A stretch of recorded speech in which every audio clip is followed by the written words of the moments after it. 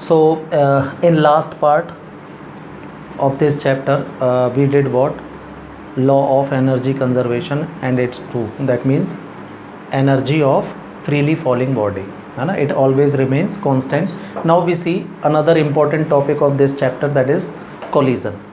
हाँ, collision क्या होता है कि किन्हीं भी दो ऑब्जेक्ट का स्ट्राइक होना, मतलब आपस में टकराना, और उनके अंदर कोई इंटरेक्शन होना. इंटरएक्शन मतलब अंदर से कोई क्रिया होना, क्या कहलाता है ये?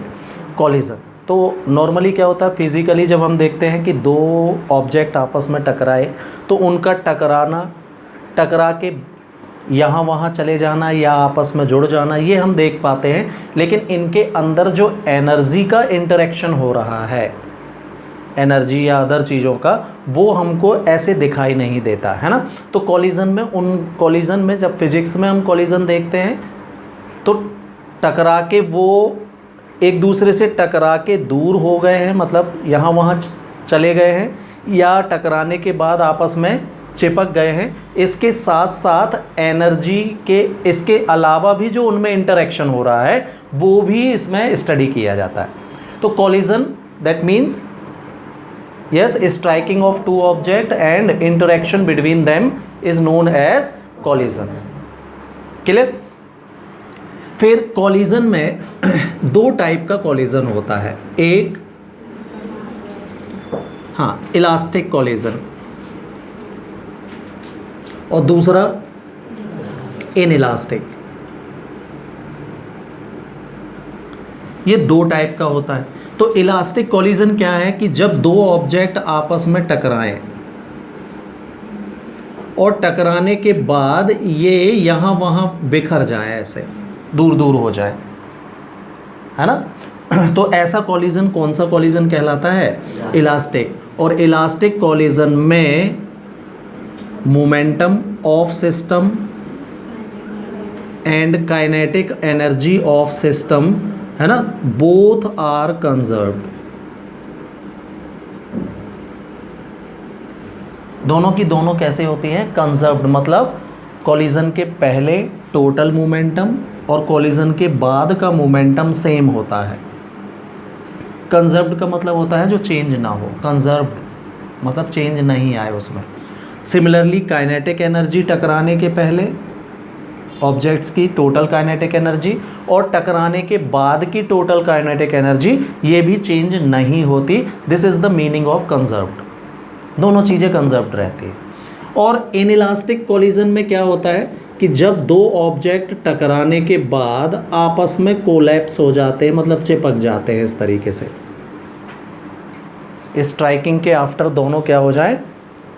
स्टिक हो जाए और स्टिक होके चलने लगे. तो ऐसा कॉलिजन किस कॉलिजन में आता है? इनइलास्टिक कॉलिजन में आता है. इनइलास्टिक कॉलिजन में मोमेंटम ऑफ सिस्टम तो कंजर्व्ड होता है, बट काइनेटिक एनर्जी कंजर्व्ड नहीं रहती.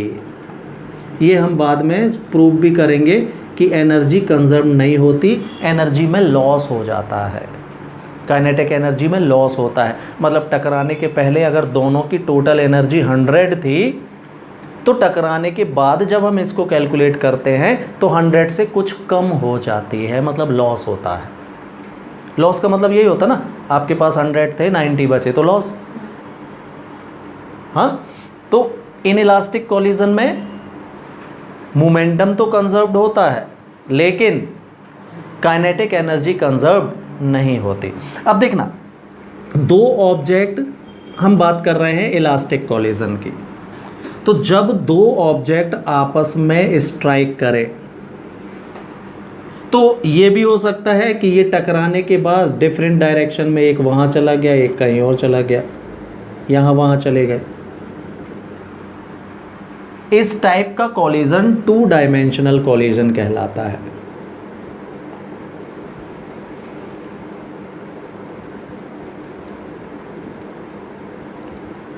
ना. लेकिन एक ये भी हो सकता है कि ऑब्जेक्ट बी आगे आगे जा रहा था, ऑब्जेक्ट ए ने इसको पीछे से टक्कर मारी और ये दोनों टकराने के बाद भी सेम लाइन में ही चल रहे हैं। जिस लाइन में चल रहे थे, टक्कर हुई, उसी लाइन में आगे भी बढ़ते जा रहे हैं। ये ऐसा कॉलिजन लीनियर इलास्टिक कॉलिजन कहलाता है, या वन डायमेंशनल। ठीक है, हम इसके बारे में देख रहे हैं, लीनियर के बारे में। तो इलास्टिक कॉलिजन में, वन डायमेंशनल इलास्टिक कॉलिजन में हमको ये प्रूफ करना है कि इनकी जो रिलेटिव वेलोसिटी ऑफ अप्रोच होती है, देखो टकराएंगे ये, तो टकराने के लिए क्या ज़रूरी है कि ऑब्जेक्ट ए को तेज़ी से आना चाहिए, तभी ये ऑब्जेक्ट बी को टक्कर मारेगा, क्योंकि ये भी चल रहा है सेम डायरेक्शन में। तो जब ये ए चलेगा तो धीरे धीरे धीरे धीरे इसके पास पहुंचता जाएगा ना ऑब्जेक्ट बी के। तो ये कहलाती है क्या, रिलेटिव वेलोसिटी ऑफ अप्रोच, एक दूसरे के पास आने की रिलेटिव वेलोसिटी। ये हमेशा इक्वल। अब देखो ये पीछे वाला इसको टक्कर मारेगा तो इसकी वेलोसिटी इंक्रीज हो जाएगी, ये भागेगा आगे की तरफ, ये इसकी वेलोसिटी थोड़ी सी डिक्रीज हो जाएगी, मतलब अब ये इनके बीच की डिस्टेंस बढ़ने लगेगी, है ना। तो इनके दूर जाना, यहाँ क्या हो जाएंगे, ये दूर होते जाएंगे। तो इनके दूर जाने की जो रिलेटिव वेलोसिटी होती है और जो पास आने की रिलेटिव वेलोसिटी होती है, ये दोनों इक्वल होती हैं। ये हमको प्रूफ करना है। क्लियर। तो ये फिगर फिर से मैं बना रहा हूँ, इसको आप बना लीजिए। तो वन डायमेंशनल इलास्टिक कॉलिजन में हमने देखा दो ऑब्जेक्ट हैं। एक ऑब्जेक्ट है ए, इसका मास m1 है और इनिशियल वेलोसिटी u1 है। हाँ, it is moving along the straight line in this particular direction, है ना।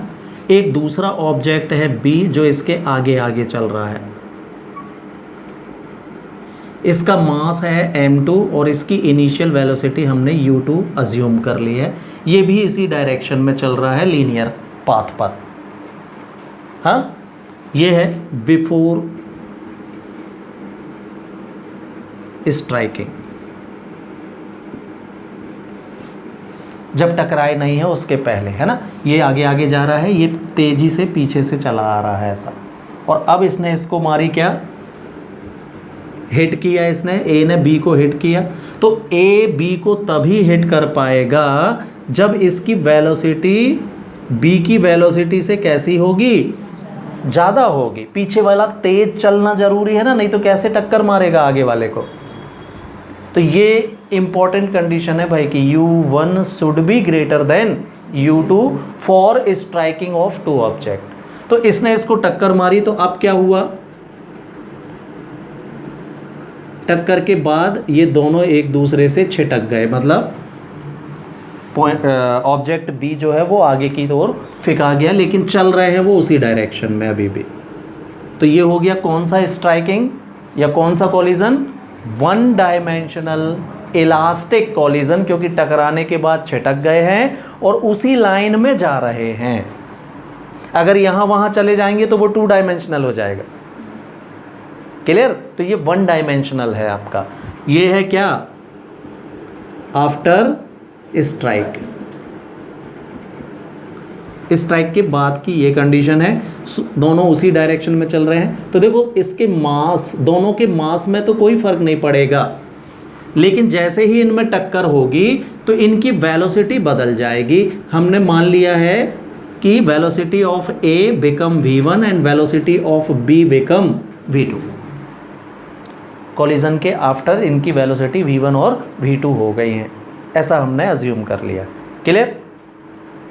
तो अब आपको प्रूफ करना है इसमें क्या, velocity of approach, relative velocity of approach, that is क्या बनेगी, u1 ज़्यादा था ना और u2 कम, तो पास आने की रिलेटिव वेलोसिटी क्या बनेगी, u1 माइनस u2। और जैसे ही इनमें स्ट्राइक हुई तो अब b की वेलोसिटी बढ़ जाएगी, a की कम हो जाएगी, तो है ना, वेलोसिटी ऑफ प्रीसीडिंग क्या हो जाएगी इनकी, v2 माइनस v1। ये दोनों इक्वल होती हैं, ये हमको प्रूफ करना है, प्रूफ ये करना है आपको। relative velocity of approach is equal to the relative velocity of preceding. Clear? और दूसरी चीज, आफ्टर कॉलिजन, टकराने के बाद दोनों ऑब्जेक्ट की वेलोसिटी मतलब v1 एंड v2 को भी काउंट करना है. v1 question mark, v2 question mark. 1 2 3 ये है आपके क्वेश्चन का मतलब भाई कि आफ्टर कॉलिजन इनकी वेलोसिटी भी काउंट करना है. क्लियर? तो ये फिगर बना लीजिए पहले तो. Okay, so what we have drawn in figure. हाँ, suppose we have two objects A and B traveling in a straight line in same direction such that the velocity of A is greater than the velocity of B. They collide with each other and separated in the same direction and same straight line. After collision their velocity become v1 and v2 respectively, right? So because कैसा collision है ये,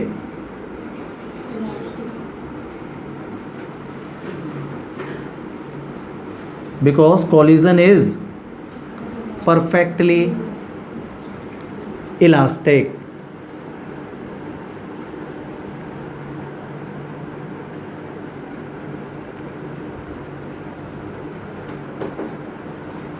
perfectly elastic है. क्यों? टकरा के छिटक गए हैं ये, तो ऐसे कोलिजन को हम क्या बोलते हैं? इलास्टिक. तो perfectly elastic, then first of all तो there yes linear momentum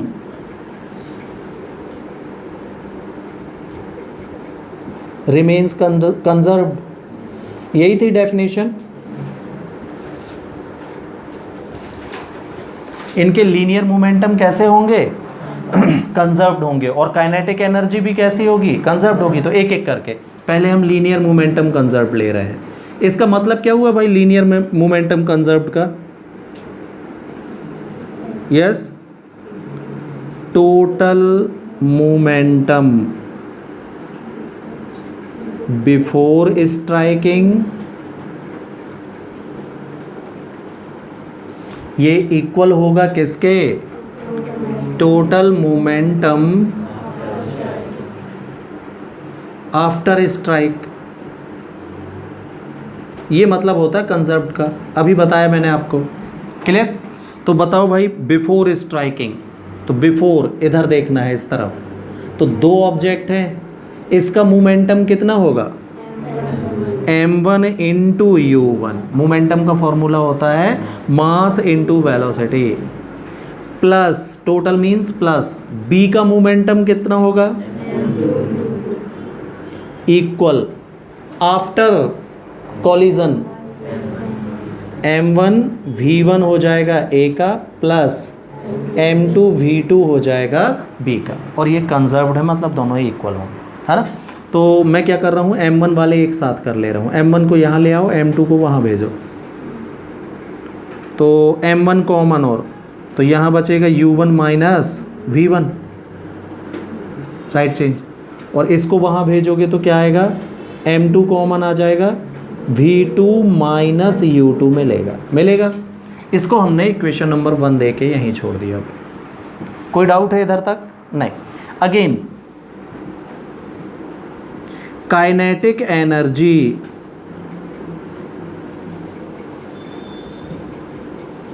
of system also remains conserved. दोनों चीजें कंजर्व्ड रहती हैं इसमें. कौन सा है? इलास्टिक कॉलिजन है. इसका मतलब क्या हुआ भाई? दैट इज हाँ, total kinetic energy before strike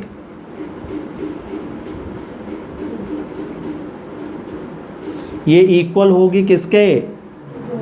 total kinetic energy after strike. यही मतलब हुआ. ठीक. तो अब काइनेटिक एनर्जी इसकी कितनी होगी? Half m1 u1 square. B की कितनी होगी? हाफ m2u2 स्क्वायर और total means plus before strike के is equal to after strike half m1v1 square plus half m2v2 square, ये आएगी। क्लियर? पूरे इक्वेशन में 2 का मल्टीप्लाई कर देते हैं, मल्टीप्लाई बाय 2,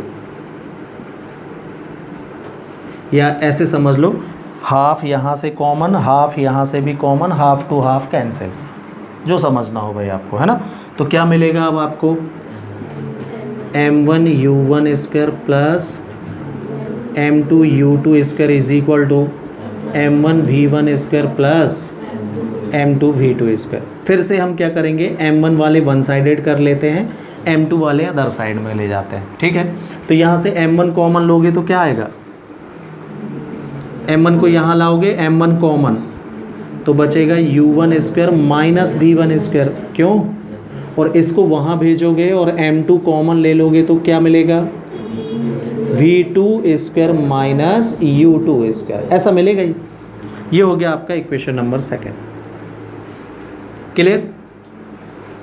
देखो इक्वेशन 2 में मैं इक्वेशन 1 का डिवाइड कर रहा हूँ, m1 हमको नहीं चाहिए क्योंकि प्रूव करने में, तो m1 से m1 कैंसिल होने लगेगा।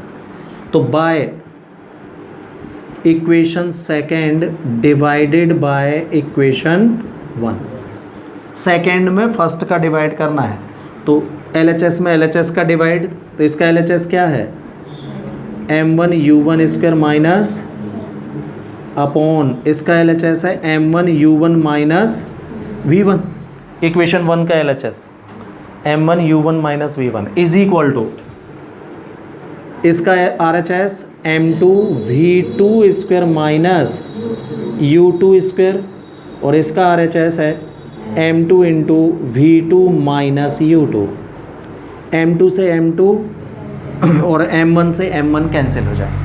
ऊपर देखो आइडेंटिटी है, a square minus b square की आइडेंटिटी पुट कीजिए यहाँ, तो क्या मिलेगा आपको, u1 minus v1 in one bracket, u1 plus v1 in second bracket, by u1 minus v1 it is same.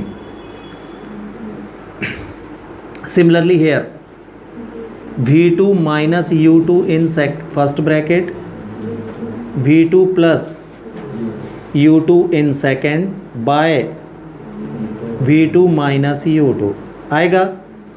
u1 minus v1 से u1 माइनस v1 कैंसिल, ये से ये कैंसिल, क्या बचा भाई, u1 plus v1 is equal to मिल रहा है आपको v2 प्लस u2, मिला। u वाली टर्म एक साइड करो, v वाली टर्म एक साइड करो, क्या मिला, तो u1 minus u2 is equal to, ये क्या है भाई, इक्वेशन भी दे दो इसको, इक्वेशन नंबर 3। हाँ, u1 minus u2 means relative velocity of approach, और v2 minus v1 means relative velocity of receding, ठीक है। तो ये हमको प्रूव करना था, तो ये वर्डिंग में लिख देंगे यहाँ पर, ये प्रूव, इतना नोट करो, फिर अपन कैलकुलेट करते हैं वेलोसिटीज़ भी, हाँ। Okay, after that see calculation of velocity after collision, है ना। तो आफ्टर कोलिजन दोनों की वेलोसिटी फाइंड करनी है। पहले हम ऑब्जेक्ट ए की वेलोसिटी मतलब v1 का कैलकुलेशन कर रहे हैं। तो अब आप क्या करोगे, देखो इसमें आपको v1 कैलकुलेट करनी है, मतलब ये नहीं चाहिए, v2 नहीं करना है कैलकुलेट। तो आप क्या करोगे, इक्वेशन 1 से v2 की वैल्यू फाइंड कर लीजिए, सब्स्टिट्यूशन मेथड यूज़ कर रहे हैं, है ना। तो बाय इक्वेशन 1 कितना आएगा v2, इसका साइड चेंज बस करना है, तो माइनस v1 इधर आके कितना हो जाएगा, प्लस v1, तो v2 की वैल्यू मिलेगी v1 plus u1 minus u2 मिलेगी। यस, इसको नया इक्वेशन नंबर 4 दे दिया। ये v1 v2 की वैल्यू हम सब्स्टिट्यूट कर देंगे इक्वेशन 1 में, ये इक्वेशन 1 आपका। इक्वेशन 2 यूज़ मत करना, उसमें स्क्वायर है तो बहुत ज़्यादा हार्ड कैलकुलेशन पड़ जाएगा। ये इजी है, इसमें सब्स्टिट्यूट कर देते हैं ना। तो by putting value of V2 in equation 1, equation 1 में ये वैल्यू पुट कीजिए, ये लिखा हुआ इक्वेशन 1, तो क्या हो जाएगा M1 same bracket U1 same minus V1 same, हमको V2 की वैल्यू बस पुट करनी है, is equal to M2 same V2 की value V1 plus U1 minus U2, और ये वाला माइनस U2 अभी वैसा का वैसा। कोई डाउट चेक कर लीजिए। V2 के प्लेस में ये वैल्यू पुट कर दी अपन ने, ये वैल्यू V2 के प्लेस में पुट कर दी, माइनस U2 ये हो गया। अब इसको हटा दे रहा हूं मैं। अब इसको कैलकुलेट कर लो, आपको V1 काउंट करना है तो मल्टीप्लाई, तो M1 U1 minus M1 V1 is equal to M2 V1 plus M2 U1,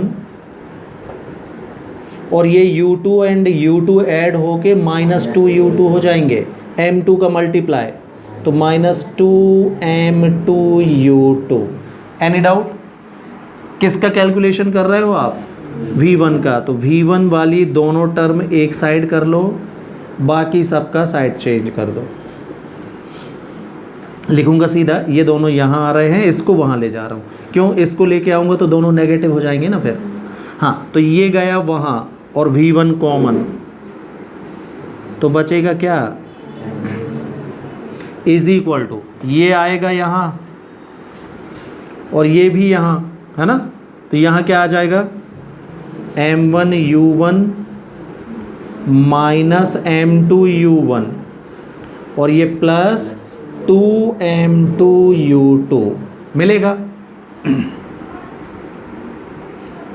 M1 plus M2 it is same, इन दोनों में से U1 कॉमन निकाल लो, तो M1 minus M2 into U1, और ये plus 2M2 into U2 same. आपको V1 की वैल्यू फाइंड करनी है तो इसका साइड चेंज, तो इसमें भी डिवाइड हो जाएगा, इसमें भी सेपरेट डिवाइड कर दीजिए इसका, divided by M1 plus M2 पूरे इक्वेशन को। तो क्या मिलेगा? V1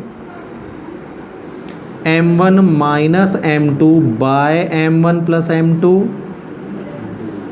into U1 plus 2M2 by M1 plus M2 into U2, and this is the equation of velocity of A after collision.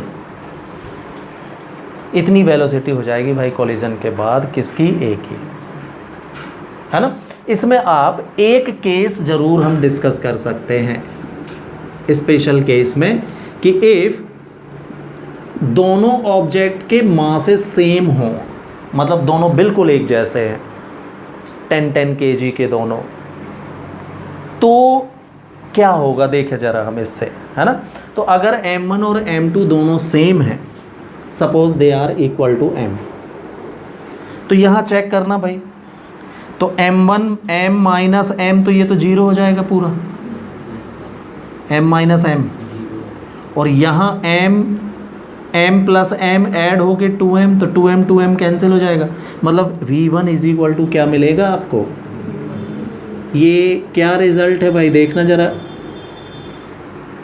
कि जो आफ्टर कॉलिजन ए की जो वेलोसिटी है वो बी की वेलोसिटी के बराबर हो जाएगी। जितनी स्पीड से बी चल रहा था, बी धीरे धीरे चल रहा था, पीछे से आके ए ने टक्कर मारी थी, अगर दोनों बिल्कुल एक जैसे वजन के हैं, तो ये 100 की स्पीड से आ रहा था, ये 10 की स्पीड से जा रहा था, इसने मारी टक्कर, तो इसकी 100 हो जाएगी